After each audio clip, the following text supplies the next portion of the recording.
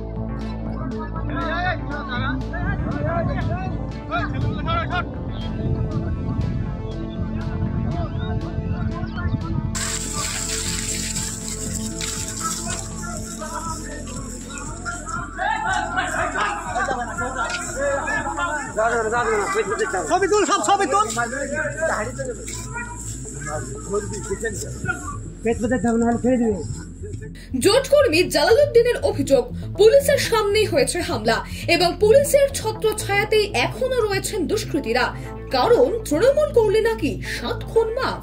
মিছিল একটা bomb charge হয়েছে এবং কারেন্টের তার সিধে কাটে পড়ে গেছে, কয়েকজন ছিটে ফেটে খামো হয়েছে, এবার নুরাবুলকে এখন ধরা হলো, রোডে নিয়ে গেল, রোড থেকে আবার পুলিশ ঘুরে নিয়ে চলে আসলো, ওর হাতে বম আছে, ও নিয়ে এসে আমরা ভাবছি যে মাঠে হয়তো বম চার্জ করবে, দিয়ে ওকে ধরবে, ওকে কিন্তু কোনো সময় ধরলো না।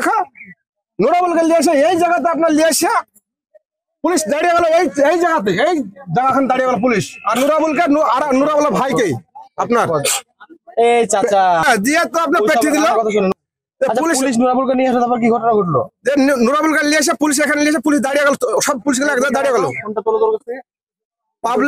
পাবলিককে যেতে দেয় না, আপনার পাবলিককে যেতে দেয় না, পুলিশ সবাই পাবলিককে থামিয়ে দিল, নুরাবুলের ভাইকে ছেড়ে দিল, যে ওরা এক করতে হাঁটতে হাঁটতে শুরু করে দিল।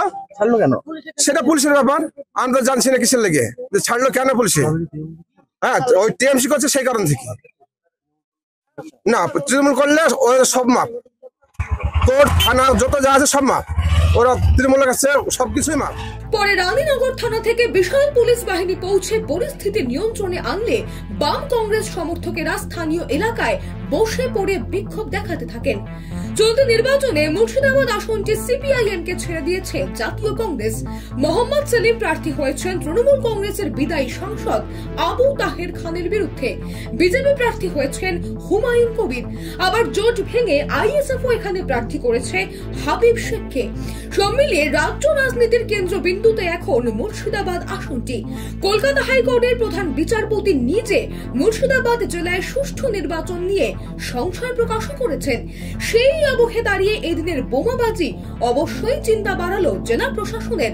এলাকায় তীব্র উত্তেজনা থাকায় মোতায়েন করা হয়েছে পুলিশ, তবে বোমাবাজির ঘটনায় তাদের কোনো ভূমিকা নেই বলেই জানিয়েছে তৃণমূল কংগ্রেসের জেলা নেতৃত্ব। মুর্শিদাবাদ থেকে গণেশ সাহা, দ্য রিপোর্ট। এই খবরটি আপনাদের কেমন লাগলো, আপনাদের মতামত কি আমাদের কমেন্ট করে অবশ্যই জানাবেন এবং আমাদের চ্যানেলটিকে সাবস্ক্রাইব করুন, বেল আইকন বাটন প্রেস করতে একেবারে ভুলবেন না। আপনাদের একটা সাবস্ক্রিপশনও আমাদের জন্য অত্যন্ত মূল্যবান। সকলে ভীষণ ভালো থাকবেন, দেখতে থাকবেন।